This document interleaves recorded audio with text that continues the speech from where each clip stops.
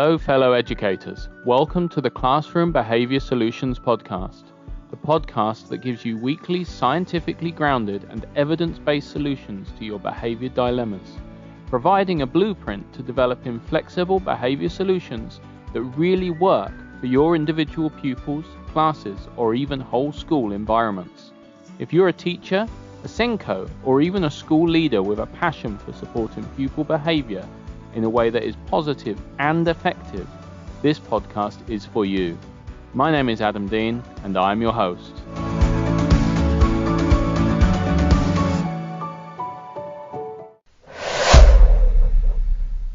Hello, and welcome to this week's episode of Classroom Behaviour Solutions with myself, Adam Dean. This week, I'm really super excited to have the opportunity to interview Robert Parry-Cruwys and Diana Parry-Cruwys from ABA Inside Track, a podcast that I've been listening to for 6 years since I started my ABA training. Welcome, guys.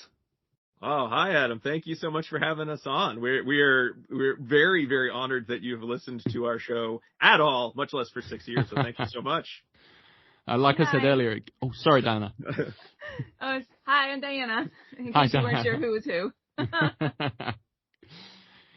So, I think I explained before, the idea behind the podcast is to try and spread a little bit of ABA knowledge to people that aren't necessarily ABA professionals or perhaps haven't even really come across applied behavior analysis, strictly speaking.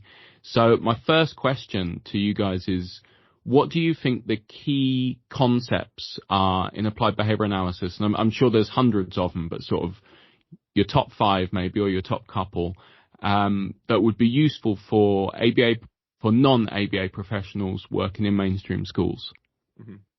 So I would say this, I don't know if this would be mine particularly, but is one that I certainly see in the literature a lot, and I've borrowed, and when I've put it into, say, like talks or trainings I've done in the school systems, it is one that people either quote back to me later, or they thank me for telling them, or they say, when you said that, it changed my perspective about how I work with children.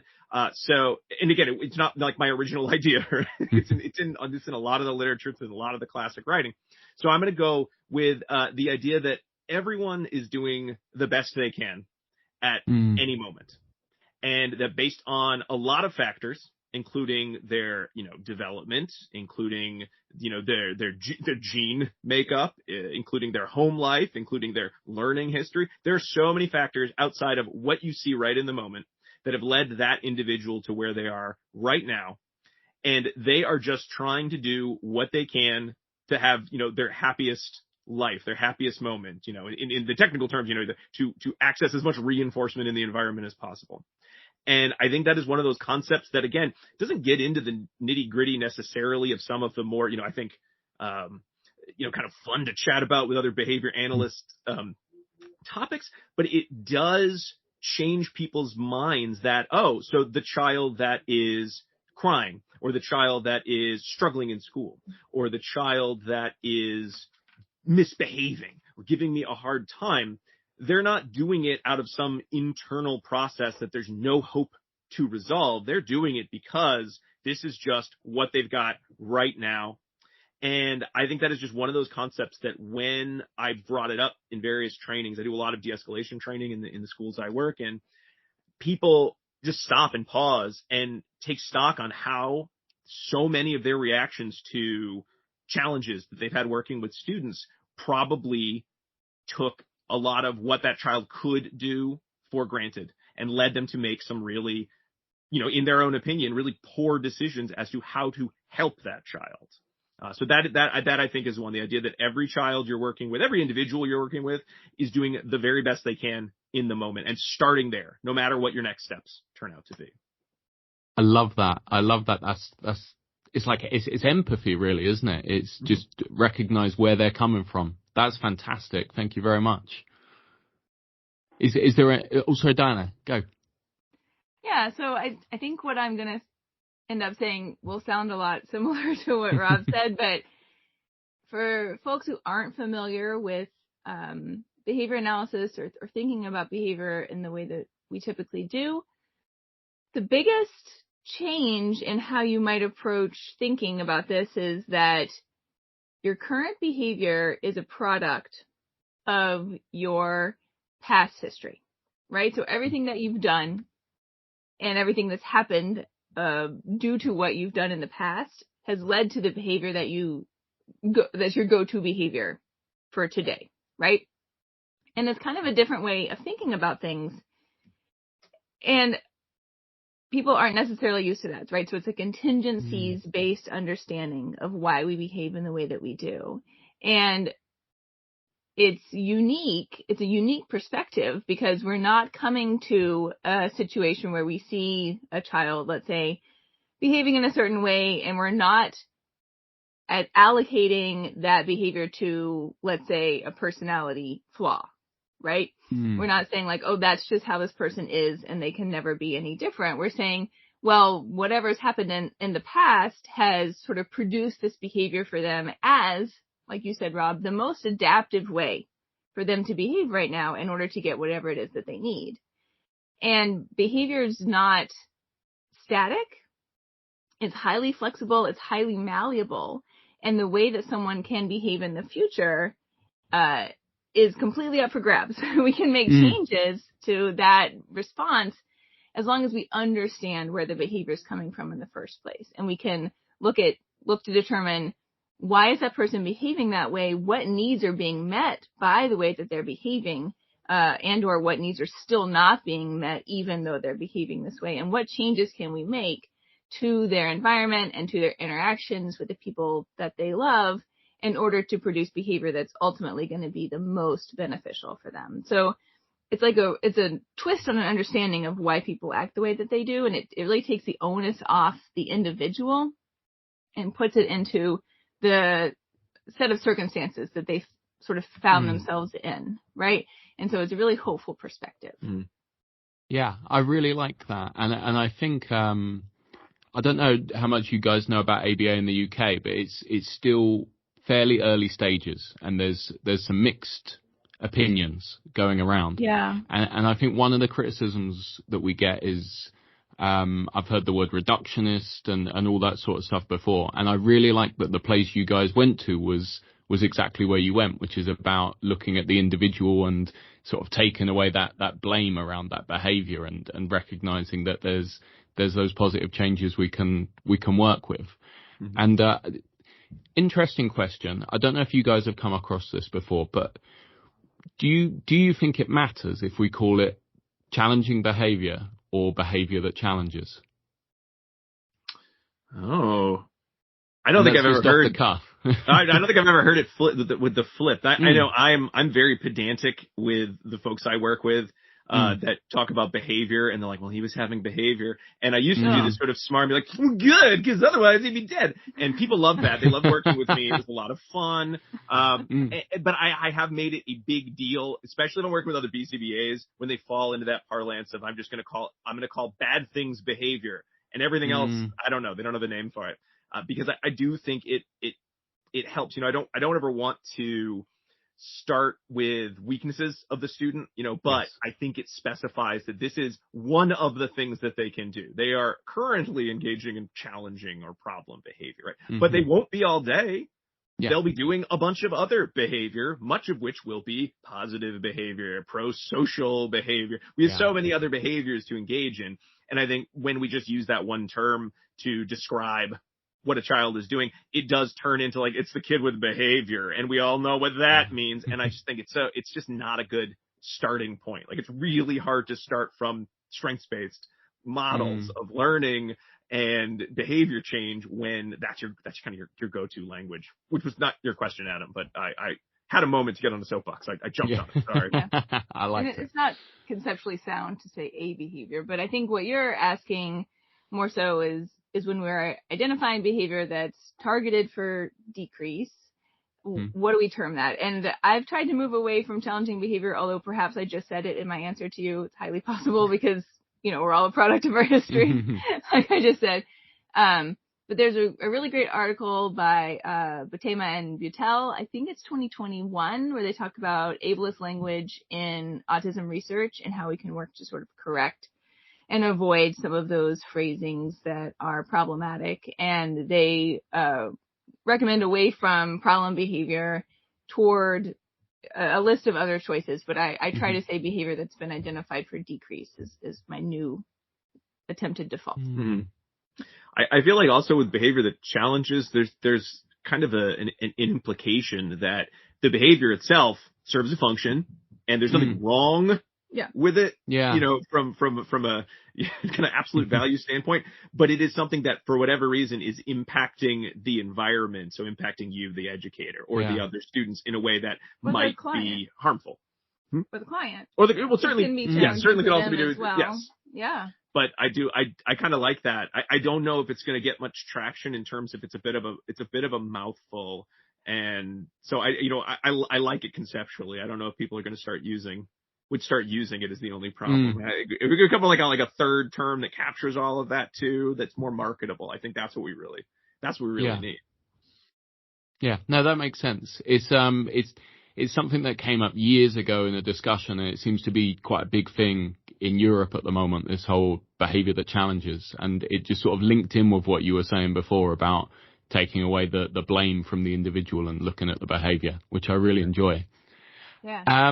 Okay, so moving on to interventions, and I know there's going to be a whole bunch of them, but in terms of what we would term mainstream education, and again, looking at sort of non-ABA professionals, is there any particular intervention that we could target either a group or an individual that you think would be really effective and really accessible to teachers without that ABA background? Mm-hmm. I'm a huge fan myself of group contingencies.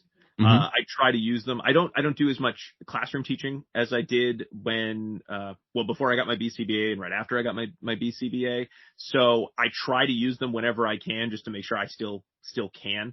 But I find them to be a system that a lot of teachers, especially at like the primary or elementary school levels, young children ages 6 to 10, 11, tend to have something like that already running in their classrooms.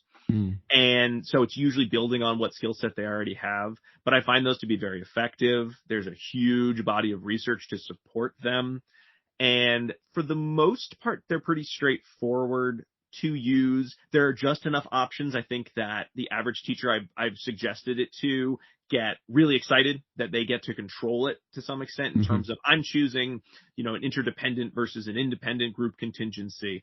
And I'm going to do it only in this class, but not this class. And I'm going to have these be the prizes based on what children have told me in the past. So they get really into it because there's a lot of individualization. I mean, as much as you can do individualization for a group contingency that they get to put in play. So I find that's a recommendation that I've made a lot over the years and that many teachers get very excited about. The kids always love it, which is another plus. And I certainly love systems like positive behavior intervention and supports, like a school-wide system is always great to have. But the amount of legwork and effort it takes to build that in, it's not something that a teacher is going to do. If you don't have all the teachers interested, I think it's 80%. To occur at the administrative level. The administration needs to be involved. You need like 80% of the teachers in your school to be interested in doing it for it to be successful or have a chance at success. So I think the group contingencies are one that it's a simple concept. Everyone probably remembers. I remember the time my teacher gave me a sticker and it was such an awesome day. So it just really is taking something that I think a lot of teachers like already and adding a little bit more behavioral science behind it so that they might understand why it would or would not work. Because a lot of them have, the gem jar. And then I think you might have mentioned it, Adam, before we started recording that, and then, if you do everything you need to do and you're a good little boy or girl and you sit in your seat and you don't call out, at the end of the day, everybody's going to get a pat on the back. And then that system fails and they're like, I guess they don't work because I tried it that one time with an incredibly thin schedule of reinforcement and it was a failure. But it lets them kind of understand a little bit more without getting too jargony about, this is why it would work and this is the science behind it. It just seems to make sense. And then you give them those extra little details that'll probably lead to some success.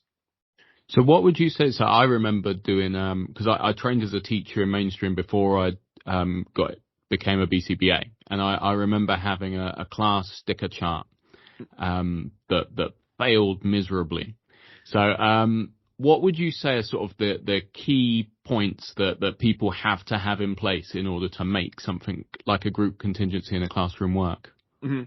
So you need to make sure that you kind of know your learners enough to have a pretty good sense of where you're going to start with the expectations in the classroom. And that's going to vary. The last one I used for like a whole year, I used independent group contingency plus response cost with a classroom of sort of emotional behavioral disorder children. It was a sub-separate classroom in kind of a suburban public school here in Massachusetts where we are.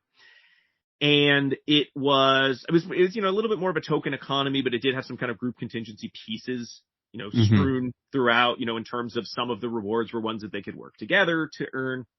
So, but I needed to know, like, if I start with just, you have to earn this by doing all of your work, I knew it would fail because the response after how much they needed to do was going to be too high for all of them. So I sort of had to pick, well, what is the easiest thing for the child with the most challenges in my classroom? And I'm going to go up 10%.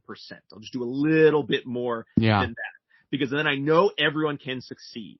And a lot of those systems really live and die by everyone understanding that they're able to succeed. Right. Because especially when you have a couple students in your classroom who you're not quite sure they're going to work, it becomes very motivating when they see that they are able to reach the reward. And it also adds that extra social component of all the kids wanting everyone to succeed, knowing everybody can succeed. I think if you go back to like some of the original research on, say, the good behavior game, which is I love as a group contingency. No one ever wants to use it when I recommend it. I don't know why. They like more like the hero game is one of the kind of the more kind of fun terms we use, but sort of the different type of independent or interdependent contingency. And they found like there's one kid who hated it, and he, they had to put him in his own little team by himself. And I'm like, I don't want that, because I think that's one of those situations where the teacher will say, well, Billy's not doing well, or whatever the child's name is, and always loses, or is trying to sabotage the system for all of the other kids. And I think a lot of teachers might not see that as like, well, it probably means that Billy's needs are so much different than the other students, that Billy probably does need some other level of intervention, probably a lot of other skills need to be acquired. But they may see it as like, well, it's failing and it's making Billy stand out, or it's making Billy feel punished by his friends and they're all losing and now they hate Billy. And I don't want to do this at all. It's too mean. Yeah. That is a concern. It is a concern.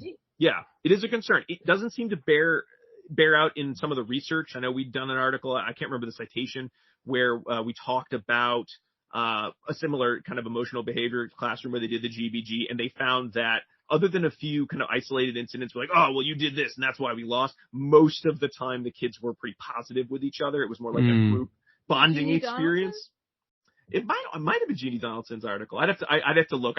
I noted it. That was in one of your questions, Adam, right before we started, and then I figured you didn't want to watch me Google my drive to find it, so I figured I just generally mention there is one. It's in one of our episodes. But yeah, it's got to be an effort, a response effort that they can make, and then it's got to be something that is worthwhile to the kids. Is the other change. I'm always shocked how much kids love pajama parties. I think they're the dumbest thing. If they were in my group contingency, get lost. I'm not doing any of this work. I'm going to go take a nap in the back of the classroom. But the number of children I see when they get a pajama party, our own kids, when they get pajama parties in school, it was like the coolest thing in the world. So Stuffy Day also. Stuffy Day is really big, those stuffed animals. So again, make sure it's something they can do that you're going to build off of, rather than something that they may or may not be able to do and you're just going to hope for the best. And then there's got to be that really good kind of reward or reinforcer at the end of it. Ideally that the children themselves chose. I'm also a big fan of letting the kids help pick the rules, though depending on your school, some schools have very kind of tight rules already that, values that they already, bring in every day. But again, I don't think it ever hurts to review those with the students because they probably get it day one. Here are the values of our school. And then that's the last they'll hear about the values of the school until they get in trouble and the principal yells at them at the values of the school, at which point probably not the best teaching time, or they'll never hear about it again. Maybe next year, they'll talk about it. So those are some pieces I think we really have to be there for these to. I mean, you could probably be a little sloppy with some of them, but I'd say if you get all three of those, you're going to see good change in your classroom most of the time.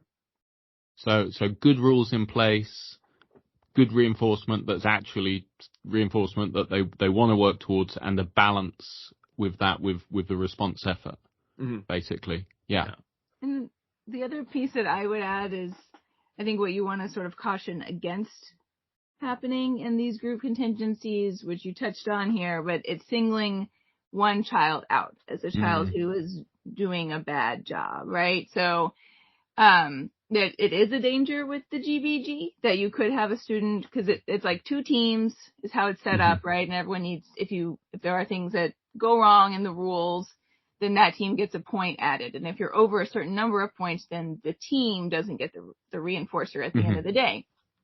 But if there's one student on the team who keeps racking up those points, right, everyone's going to notice that that's happening. So you can adjust the GBG so that there's an anonymous piece to it where kids don't know who's on the team, or they don't know whose points matter for that day. That can sort of ease teachers' concerns about, singling a student out.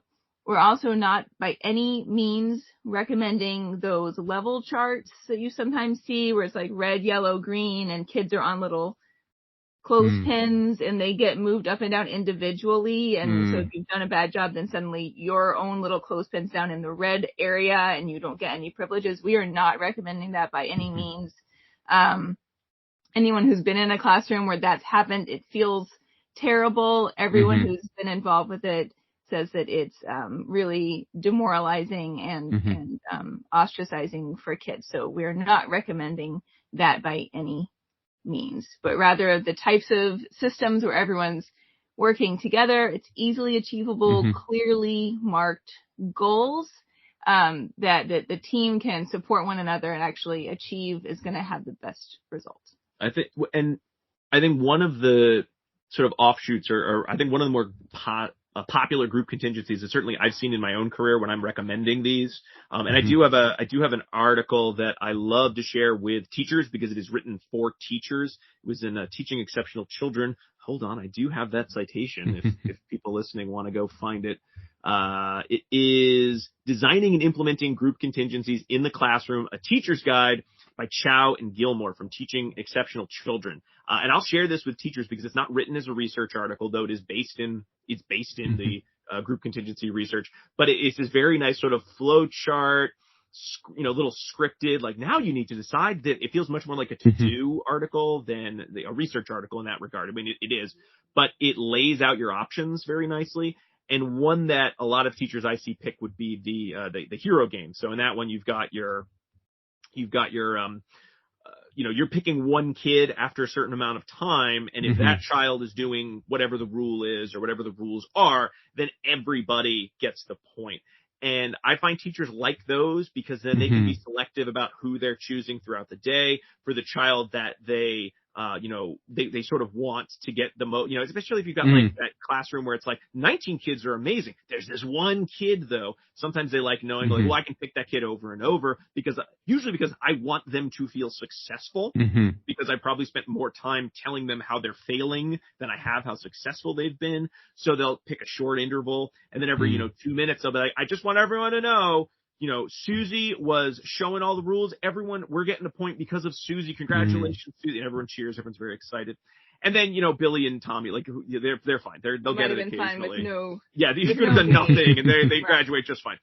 And I think I've seen teachers really like that one more because they feel like they can give much more attention to the kids who they think need the most attention because everybody wins or everybody doesn't win, rather than some teams win and some teams lose, which I kind of always love that about the good behavior game myself, but I'm not the student, so who cares? And because then you can do this with a good behavior game, like Diana was saying, but with that kind of hero game, if the person doesn't get it, the kids have no clue. Like, right? Unfortunately, I pulled someone's name. They weren't sitting in their seat or raising their hand, so the class doesn't get so there's no sense of who. And everyone look around. I bet it was. Oh, I know it was. But whatever. They move on. They all. When you give the kids that feedback, everyone sits up real straight and they do whatever they're supposed to be doing, for the short moment. So those I see a lot more buy-in for those types of systems. And I've seen them used for transition times. I've seen them used for whole classes. I've had teachers who are like, I want to run this all day, every day. and, we're doing pencils as prizes, something that they can actually financially keep up with paying for all the pencils the kids are earning, or 2 minutes extra recess sometimes is enough. But again, things that the kids seem to enjoy or tell the teacher they enjoy. So that variation, I think, gets more play in the schools that I've been in. They just seem to like that one better. And I try to get them to do good behavior. I like the old good behavior. I'm shocked because the original one's so easy. The kid does something wrong. You say, group one, you did something wrong, and you put the tally on the board like Diana was saying. And I always think, well, teachers are going to love that because they just have to wait for something bad to happen. They hate it. They want to go out of their way only to tell the kids the things they're doing right. And you can modify the good behavior game to do, hey, I noticed everyone doing something right. But as I tell teachers, you have to set a timer. You have to be checking on these things. You can't just wait until you decide to do it. That's another error I see teachers doing. They you'll watch them. They're like, I have this great system in place. And you'll watch them for 30 minutes. They never mention it. Or you notice they mention one time they have this system, and it's only when a kid did something wrong, and they're just letting everyone know how they didn't get whatever it was. Yeah. And you ask them, how often do you do that? They're like, I don't know, every now and again. That's another mistake I can see teachers making a lot. Because if you don't have a set time, you either wait for kids to do something good, in which case, they might not do the thing you think is good, or they only respond when the kids do something they shouldn't do, in which case, I don't even know. Are you reinforcing anything? You might just be reinforcing the inappropriate behavior that you're looking to decrease. I have no clue. So that's another kind of common mistake I'll see with teachers. But they'd rather tell kids you did a good job than note that there was something wrong. But that's an important note that you're saying here is teachers want to be providing the positive side of it, the reinforcement side of it. So if they're have a looser system in place, it's not that they don't want to be doing that, because they probably do. You're just so busy. You're doing so It's hard. It is hard to keep it up. Managing a whole classroom. You're trying to run lessons, taking kids to the bathroom, and you just easily forget about adding this one piece in. Yeah. So having a system that from the get-go is structured, when you're going to build in those opportunities for reinforcement, it will be better in the long run. Yeah.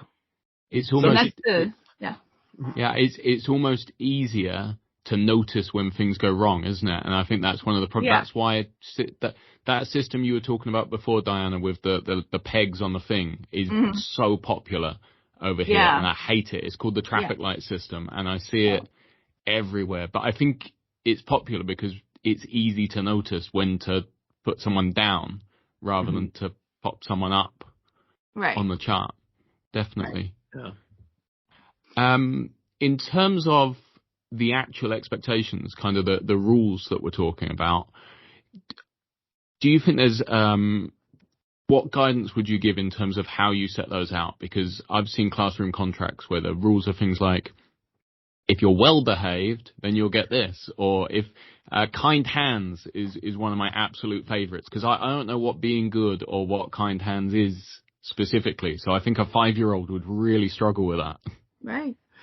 I tend to see, and some of this I'm taking from like the positive behavior kind of systems, the school-wide level, is it's not bad to have those sort of vagaries when you're talking about the whole school values. We are kind with our bodies, and, we respect everyone's, space in the world. Those are okay as sort of just guiding values, because to some extent, I think most people kind of get from their own learning histories what those rules are supposed to mean. But then when you get to the classroom and the individual classroom level, that's where you really need to be relatively specific. Now, for teachers, I recommend they pick maybe 3 things that are super important. And again, if they have a school-wide system in place, make sure that those rules are tied in. If you can get the feedback of your students, what are important. Again, you might think the students are going to come up with something goofy. They just come up with what adults have said to them other times, which is like, sit down, shut up, don't touch anything, right? What? I don't say that. Somebody might have said it in their history. But those kinds of rules where it's like, be seen, not heard kind of rules. The kids come up with them a lot. A statement on our larger educational systems. We don't have to agree that those are the best rules. No. But those are the ones kids often will come up with. And I think those are good to use, just nice and specific. This is what I don't want. And I'll see this a lot. Kids will say what they shouldn't do. And it's really hard. I have found it very, very hard when I talk to children or I talk to groups about, no, I don't want to hear what you don't want to do. I want to hear what you think you should be doing? What are the things that you want to spend your time doing? And they really struggle a lot of times with that lesson. Teachers will sometimes struggle too, but well, I don't want them to. And I'm like, I don't care what you don't want them to do. Assume that the system is going to make that not happen. Like, what do you want them to do? Not very objective, right? You're like, well, be respectful. Yeah. Okay, well, what does that what does that actually mean? Yeah, of course we want to be respectful, but how are we going to define it in a way that makes sense for kids? And the teachers can identify it right when it happens in class. Yeah. But sometimes kids will come up with great examples, and it's easy enough to sort of switch it around. Oh, okay, so you like say please, like say nice words, like please and thank you, or say excuse me, and they'll be like, oh yeah, excuse me. Oh, so we should use words when we're talking, like excuse me, please, and thank you. You can be more specific about what it is you're looking for. I think that helps the kids, especially younger children. It really helps them be able to tell you what the rules are as well. There is nothing. I mean, you get that sick pleasure out of it sometimes if you're consulting when everyone's like, I don't want to use a new system. My system's working great, which is not true because somebody calls you in to help that teacher with their system. So you don't want to judge them. You don't know them. You're just meeting them. But at the same time, you're like, something's not going right if I'm here, right? And you'll go to the kid. Okay, so the kids know the rules. Of course they know the rules. And you're like, all right, well, let's ask some of the rules. And the kids are like, and they're like looking around like, man, I hope that teacher wrote the rules on the board somewhere. A lot of times they haven't written the rules or posted them. And the kids are just saying like, vague statements because they think they're going to get the teacher in trouble. And you feel really bad, but it's sometimes you need that eye-opening moment for the teacher of like, oh no, I've spent so much effort on trying to shove this system down everyone's throat.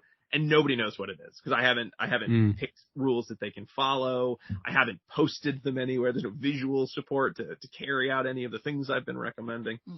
And another thing that I know I always like when I'm thinking about rules, and I think this can be hard for a lot of people, parents, teachers, administrators. There's an author that I know we did a 2-part episode. We did a book club discussing The Power of Positive Parenting by the late American psychologist Glenn Latham, who you'll see sometimes quoted in schools. He had a book about schools and working in schools that has gone out of print. I think he passed away probably in like the early 2000s. And that book went out of print. I can't remember the name of it. You can sometimes find, if you type Glenn Latham and schools into Google, you can find like a very short piece he wrote about schools that I think captures what a lot of us who want to change kind of how school systems work. You're like, yes, this guy, he's preaching to the choir. But I can't find his book for less than like $400 on, some of the used book sites. So I have never purchased it. Oh my. Yeah, it's a lot of money for, a 20-something-year-old book. And, I mean, if you can find it on eBay, listeners, please, great. Snatch a copy for less than $100. You're getting a steal, right? But he noted a lot of the things that drive us nuts as adults when we're with children are what he calls weed behaviors, in that they're like kind of annoying. They might become a problem, but they're probably not going to do anything. Like, you could leave them and your life will go on just fine and everyone will grow up to be fabulous human beings. And a lot of teachers, when they fall into that pit of all I'm doing is yelling at my students, you're looking at what they're yelling about, and they're mostly yelling about these kind of weed behaviors. Like Johnny he makes comments all the time. And you watch Johnny and you're like, well, yeah, he does make a lot of comments, but they're all related to the lesson you're doing. Like, you should be so excited. Johnny's actually paying attention. Or sometimes the kids talk to each other, or especially with older students, in a lot of the districts I'm in, everyone's got an iPad. Everyone's on a computer all the time. And if you watch the whole classroom, everyone is messing around. They're on YouTube, they're playing games, they're chatting with friends. But the only kid who ever gets yelled at for doing it is the kid with special needs, or the kid who already has a behavior plan. That kid's always getting yelled at for the fact that they went off the lesson. And, number one, you're singling this poor kid out who is doing something that everyone is doing. Number two, honestly, I'm observing your classroom. Your lesson's super boring. I've checked my email like 10 times while I've been here. So, I mean, it's not this kid's fault as well. So you do get these situations where teachers just pick a thing that is maybe relevant, maybe irrelevant, most of the time kind of irrelevant for what they're looking for. And it's like, that's the only thing they want to pay attention to. And again, in a perfect world, they only pay attention to the things that have research behind. If kids do X, they will become super successful adults. And if they do Y, who cares? But a lot of rules are very based on, I want them to respect me. When they talk to me, they better use polite language. And if I think they're being sassy, or they're giving me, they're rude, or they don't say please or thank you, it's the worst thing that's ever happened to me. And a lot of times I find teachers, when they're talking about the problem behaviors of students, they're talking about what the student does when they maybe roll their eyes, and then the teacher calls them on it and then gets in a power struggle with them about how dare you can't do that to me. And then the child gets up, they get mad, they storm out of the classroom, which again, if you're talking about an adult, you're like, well, that's, of course, you really got in that person's face. That's a normal adult response to that kind of an interaction. But with a student, oh, no, that's the worst thing that's ever happened in this school, and they're getting in trouble, and they should be suspended, and they don't respect education. So a lot of times those little weed behaviors become the biggest thing in the world. And those are the ones that I find really make kids the most frustrated and lead to the most power struggles in classrooms, which then lead to more and more and more problematic or at least intensive behaviors that can really impede that student's ability to learn and the teacher's ability to teach a lot of the time.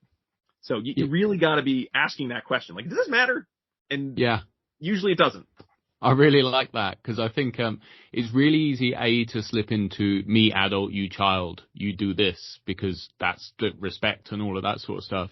Yeah. And it's also really easy to forget that that same teacher probably went into a staff meeting afterwards and did exactly those behaviors while the head teacher was doing the training or the talking and doesn't even see it in themselves. Right. Oh, the squeaky wheel that gets the grease teacher. That's like, well, I want full control. I found one of the positives, if you can have any positive about a lot of the mental health crises that I think most countries are, most like, kind of Western developed countries are finding post pandemic or in whatever period we're in right now, is that recognition that flexibility, psychological flexibility is such an important skill. And it's so funny when we talk about things like just like we're talking about now, just I'm not calling anyone out, I'm not trying to consult, we're just sort of having a chat about that. How many adults have gotten really good at recognizing, oh my goodness, the very thing that has led my child, the students in my life, to become upset or to show symptoms of anxiety or to want to escape my classroom are the very things that I'm doing as an adult. I'm not psychologically flexible. So much of my classroom management system is around, I need these things to be exactly this way. And when they're not, I'm lashing out at the people around me who in 99% of the school day, that's your students. And I found a lot of teachers are just so open to talking about these ideas because they recognize how important that skill is. And they recognize that it's never a skill that really has been, I think, reinforced by kind of our Western systems. It hasn't really pushed us to be psychologically flexible. We've been able to be inflexible. And for so long, it was kind of okay, at least for kind of non-marginalized groups. So, white men especially. Like, why do we have to be flexible? We have the final say on everything. And I think now that people are recognizing, hey, that's not a great system. That's not a great way for the world to be. It's really giving people that pause to say, oh my goodness, so many of the issues I'm creating are my issues. It's me. I'm the one who I've made 10 rules I didn't tell anybody about. And now I'm mad that people keep breaking them. And 90% of those rules really have nothing to do with the learning experience. It has nothing to do with bettering the lives of others. It's just stuff I've created for myself because it makes me feel comfortable. And I think when you're working with other professionals and they come to that realization themselves, they are game for anything new that you have to offer them because they recognize how much control they've exerted over their classroom environment or whatever their environment is. And they recognize that so many problems are a direct relationship with how they've responded to a variety of mostly inconsequential behaviors. Yeah, absolutely. Absolutely. And I suppose that I remember when I was teaching in mainstream, that those sorts of behaviors that used to really annoy me because I was at the very early stages of my career, things like fiddling or drawing on the bit of paper with the pencil that you just gave them, they were the things that would, and they're exactly the sort of things that we do. And actually for a lot of people and a lot of children, they're actually helping them to learn because it's keeping their focus on that sort of fidget toy or something along those lines. Yeah, definitely. An interesting one I used to come across when I used to do outreach was where you had say a whole classroom system and you had a couple of pupils with some kind of additional need. There was often a social reinforcement, attention, peer type element to it that was always really difficult to address, because this behavior that challenged, or however we call it, was getting exactly the sort of reinforcement that pupil was looking for from peers. What do you think is the best approach to that? So I have, this is not the best approach, but every time I'm thinking about that same question, Adam, I am brought back to, I think it was like 4th grade music class. And it was, we had a student. He went on to do. Were you in 4th grade? I was in 4th grade. Okay. This is me. This is that primal memory, you know. Think about your students and what are your, and we were in music class. Which equates to like you're 9 and 10. Yeah, 9 and 10. Sorry. Okay. I was young, and it was music class. And we had a student, he was kind of the class clown. The teachers really liked him. He was a very personable young guy. He went on to be a writer. He's a very successful guy. And was like messing around, and everyone was laughing, right? Because he was the coolest kid. We all thought he was funny. You know, he was smart enough and the class clown, which is that's a dangerous mix in a classroom, right? And everyone was just laughing at the jokes. And I can't remember, it was either me or the kid sitting next to me. This kid's making jokes, and the teacher yelled at one of us. I think it might have been both of us even, and was like, "You need to stop laughing." And I was shocked, because I was always a very good kid in school. I never did anything that I wasn't supposed to do, right? And I was shocked that I was in trouble, when clearly this other kid was the one who was the bad kid, right? I hadn't done anything. And that really punished my laughing behavior. I clammed up. Oh, geez. Everyone else clammed up because they realized they could get in trouble. And it pretty much put that kid's behavior on extinction for the rest of that class, because nobody was laughing, because the risk of punishment was so high. Now, I am not telling your audience this because I think that is the solution. Though, again, there may be a time when you find punishment systems might need to be an addendum to your amazing reinforcement system. So I'm not saying it could never be a part of it. But because I still remember how well it worked and how crappy I felt. And how bad everyone else felt, and how bad that the class clown must have felt when all of a sudden this behavior that was working, it was accessing reinforcement. He wasn't getting told to stop. No one was doing anything different. A lot of times I think teachers encouraged this behavior because it was very amusing. All of a sudden, all the reinforcement, out of the room. And how bad everyone must have felt. And I guess we were all quiet for the rest of music class, but I don't remember what I learned in music class that day. I remember that scene specifically. So there's always that nuclear option. If you're really like, you know what, it's going to be worth it, I have some other awesome plan in place, I guess you could always try to remove the source of reinforcement for that child. But that is so dangerous that it would be the thing I would only do if I had talked to every professional under the sun and we come up with 10 other systems, and for some reason that it hadn't moved the needle. Maybe then. What would probably be better to do would be to look at my own teaching practices. Why would a child engage in this sort of class clown behavior? And like you said in your example, Adam, well, it's probably because they're getting a lot of social reinforcement from other students. But most students, when given the choice of, do you want more positive attention from the adults?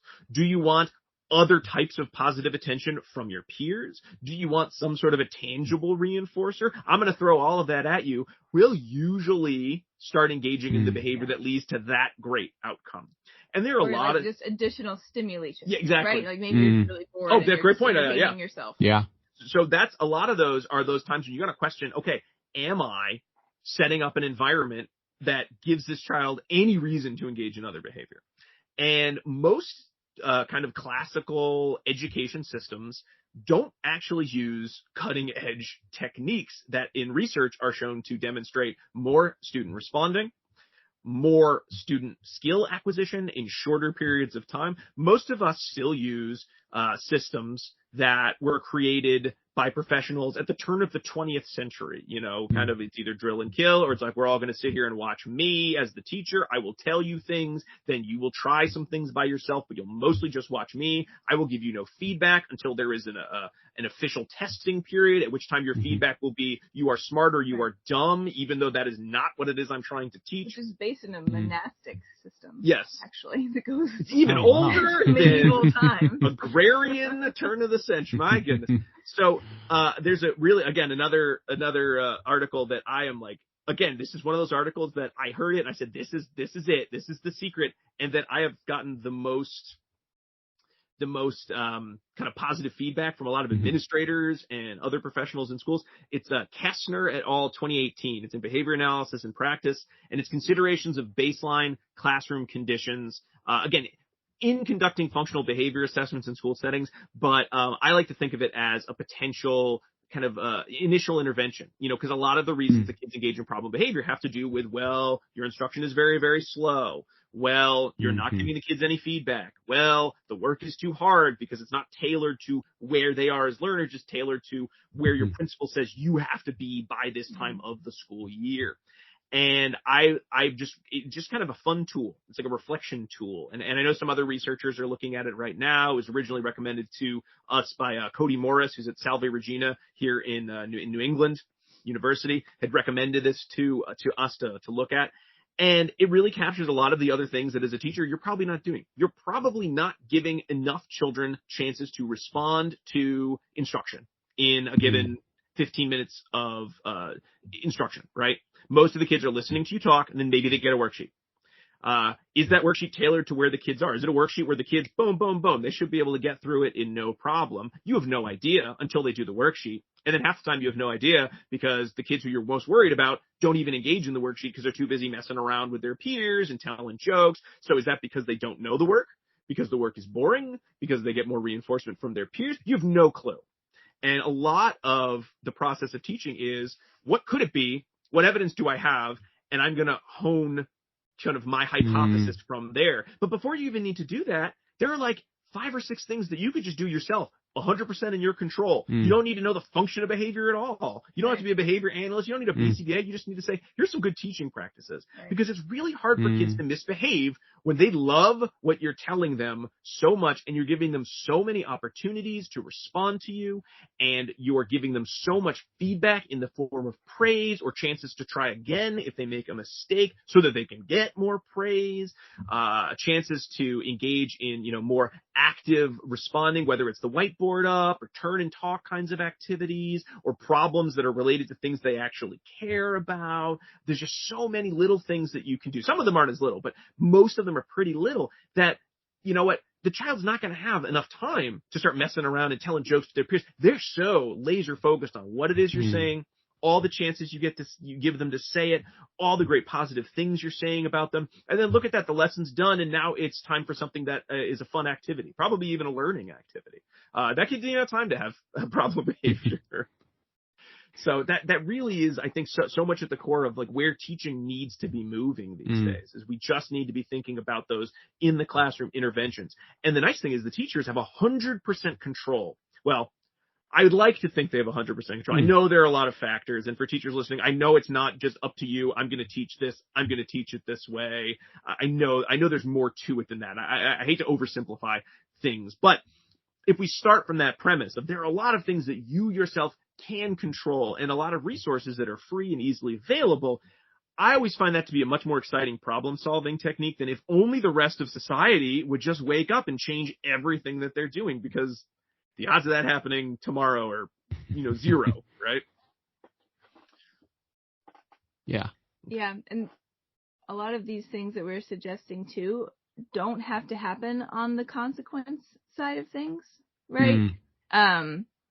Other than providing extra praise for kids. That's a big piece of it. And to backpedal a little bit, Rob, I mean, you were talking about punishment strategies, and the tricky thing is that punishment, in your example too, punishment works immediately, right? You're trying to get a behavior to go away. It works right then and there. And that's why people end up using it, because it appears to be really effective. But what can happen in the long run is that behavior under a very tightly controlled set of conditions comes to be suppressed in and only in that set of conditions, right? So students who are in your class may behave during that time period, but they may then actually behave worse in other situations as behavioral contrast. Or you may end up with a lot of additional emotions related to being punished, like you're describing. That was like traumatic for you, and you remember it to this day, right?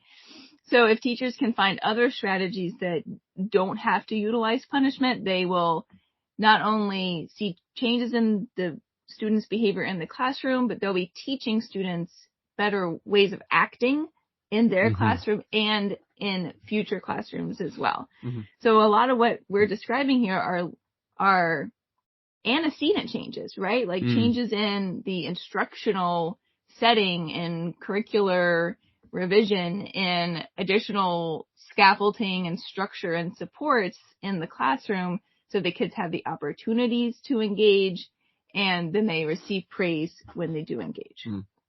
Yeah. And that can make a lot of difference. And especially when I don't know the numbers in England, certainly for schools, but I know a big problem that we've had in, for a number of years, but it seems to be getting worse in a lot of ways, is the school refusal behavior. So students who won't go to school, and especially with, the pandemic and students being able to engage in all the reinforcers all the time and sort of tune out any of the remote instruction that they were getting. It's even worse of a problem because a lot of the challenges students would have are related to things like, I want to avoid school because, it makes me feel uncomfortable. I don't have any friends there. The teachers are mean. So those were real problems that the school could solve. But when you pair that with, and now I don't go anymore, and I've got all the stuff I want, and I feel good all the time doing it, at least for the short term, it's a real recipe for why would I ever go back to that horrible, horrible place? And you don't necessarily see that as much with young children. Usually with young children, it's more to do with sort of like attention from the parent or, maybe they're scared of like a thing at school. But once you start getting into the older students, so your teenagers, your adolescents, it really, that history of this is how I've been responded to, that punishment history really is almost like the nail in the coffin for, of course, they're never going to come back to school. And there's nothing sadder than when you're working with a child who is exhibiting school refusal behavior to just have them look you in the eye. And you're a new person. You've never met this kid or you met them the first time. You've built some rapport, right? They're willing to talk with you. And to just have them look you in the eye and say, I hate all the teachers. They're awful. And I never want to see them again. Because that's almost the equivalent of there's no treatment in the world that will ever compete with the trauma, with the punishment contingencies that have been put in place that will ever get me back to school. That's sad. And it's the saddest thing because you want to tell the kid, no, but you're hurting yourself. You're not going to be able to get a good job if you don't finish school. But at the same time, you understand where they're coming from and you recognize that you don't have that magical reinforcer that is going to get them through this. And that sadly, it may be that the only thing that changes their behavior is enough time away from school, enough time in the reality of I didn't get my diploma, so I can't get the jobs that I'm most passionate about, that they might give it another try.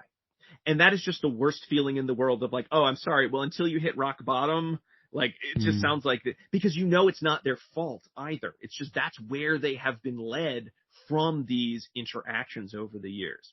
So I think, again, with teachers, I rarely will say you never, ever, ever can use punishment because I think it oversimplifies a very complicated situation. However, I always am asking, where's the reinforcement? And if you can't demonstrate about 10 layers of amazing, well thought out, well documented, well data analyzed reinforcement systems, then I'm going to say that's plan Z. That's on the back burner. Plan Z, I think it would be, So it's on the back burner. I don't want to hear about it yet, because we have to do all these other steps, and many of them are not going to be that hard, and you'll probably love doing them. Like Diane, like you were saying, they're going to be behaviors that you yourself value as an educator. Yeah, absolutely. I 100% agree with that, and I think it's really easy to go down the punishment route, and there's so many problems with doing that as a first resort, and a lot of times the punishment that you see or that I've seen in mainstream schools tend to be, I suppose, time type punishers. And the problem with that is I always used to say is it's got to be timeout from reinforcement. And if you're giving someone a timeout from a lesson that they hate with a teacher that they hate who they know hates them, that's not timeout. That's escape. And that happens a lot. Oh, I hear you, Adam. I really love a lot of the timeout research. And if I were going to use something that didn't function, wasn't like a reinforcement program, timeout is one, especially with younger children, that I may recommend or I may tack on to another plan. But you're so right. Timeout is the treatment, right? And it shouldn't be, because if there's nothing to have timeout from, who cares? You're right. I mean, you're just providing a reinforcement of a kind. And then I find with timeout, I think my challenge with timeout too here in America, I think it is very misunderstood. And it's not misunderstood in the way that we're talking about it of like, well, you shouldn't use timeout because there's so many other reinforcement systems. A lot of times I hear people say, well, you shouldn't use timeout because it's mean to kids. And I'm like, okay, that's a really simplistic understanding of how timeout does or does not work. And it also doesn't respond to the original question of how do we improve the lives of our learners? It's just, don't do this. I mean, teachers, you get punished all the time too. I know it. Don't do this because it's bad. You can't do this. There's no understanding of why it wouldn't work, that it's not bad so much as it's just ineffectual for certain situations. And if you don't know why something's ineffectual, you don't know what to do differently. So you're just told, don't do this thing. But again, I think a lot of times that leaves teachers in that position of, okay, I can't use timeout, which of the various like punishment adjacent procedures is probably has a lot of, most research behind it, is probably the least, I mean, there's certainly that kind of advantageous reinforcement piece you might get into it, but it is the least cruel in a lot of ways. But they can't do timeout, but they haven't necessarily learned to use reinforcement. So what's left? I don't know, yelling, embarrassment, public humiliation. Like what do we got? And teachers, remember, a lot of times when kids are doing these, engaging in what we call these challenging behaviors, it doesn't feel good. And what do we as humans do? The same as rats in an operant conditioning box when they get electric shocks. We react to aversive stimuli by lashing out at whoever's near us. Again, it's almost always going to be our students.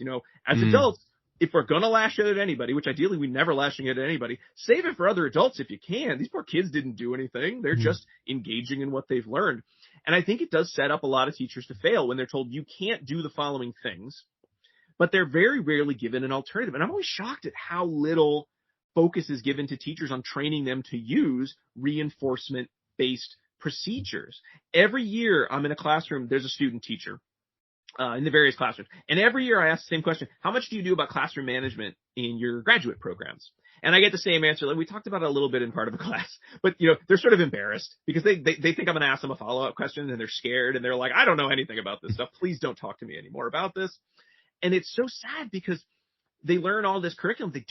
We don't get taught how to work with children and how to use principles of reinforcement. You get taught one or two things, you get taught to do a quick countdown maybe, but the strategies just aren't robust enough. And to be honest, if I had to pick a thing as, a special education teacher, as well as a BCBA, I am so excited that I know those principles more than anything, because I can pick up a book and learn, like, what is it I'm supposed to know about, the Civil War? What am I supposed to know about, the native peoples of my land? Okay, I can learn that real fast because I'm an adult. I love learning. But it's hard to learn how to change your behavior in a classroom while you're teaching the classroom. That's a very difficult. But you can. You can, but it's hard. Flexible and malleable. Yeah. Don't give up our hope. Learning history. Absolutely. I love that. Okay, guys. So thank you very much to Rob and Diana for coming on the show. It's been absolutely amazing. And there's a whole bunch of really useful stuff in there, guys. So thank you very much. Thank you for listening to the Classroom Behaviour Solutions podcast. To make sure you don't miss future episodes, click the subscribe button and share this podcast with others. The more people that listen, the more help I can provide. To learn more and to find our social media pages, visit www.classroombehaviorsolutions.com. See you next time on the Classroom Behaviour Solutions podcast. Thank you.